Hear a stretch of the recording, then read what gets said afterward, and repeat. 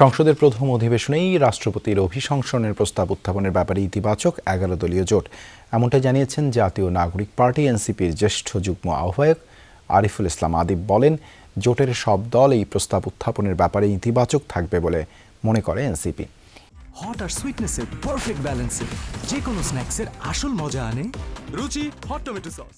বৃহস্পতিবার সন্ধ্যায় এনসিপির প্রথম প্রতিষ্ঠা বার্ষিকী উপলক্ষে রাজধানীর বাংলা মোটরের প্রধান কার্যালয়ে সংবাদ সম্মেলনে এসব কথা জানান তিনি। বলেন, বিএনপি যদি ফ্যাসিবাদের দিকে ফিরে যেতে চায় তাহলে দেশের জনগণই তাদের প্রতিহত করবে।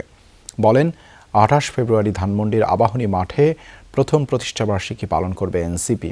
এছাড়া আগামী 2 মার্চ থেকে 11 মার্চ পর্যন্ত পর্যায়ক্রমে দেশের কয়েকটি বিভাগীয় শহরে প্রতিষ্ঠাবার্ষিকী পালন করা হবে।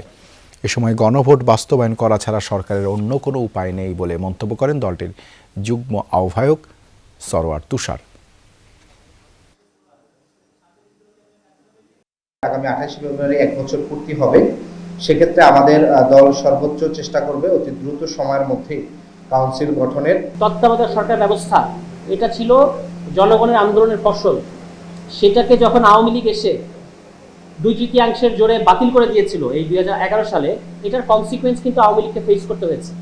ফলে এখন যারা গণভোটকে অবজ্ঞা করবে, গণভোটকে যারা অবৈধ কিংবা গণভোটের রায় আমরা মানতে বাধ্য না, এই সমস্ত কথা যারা বলবে, বাংলাদেশের জনগণও তাদের ব্যাপারে সিদ্ধান্ত নেবে বলে আমরা মনে করি।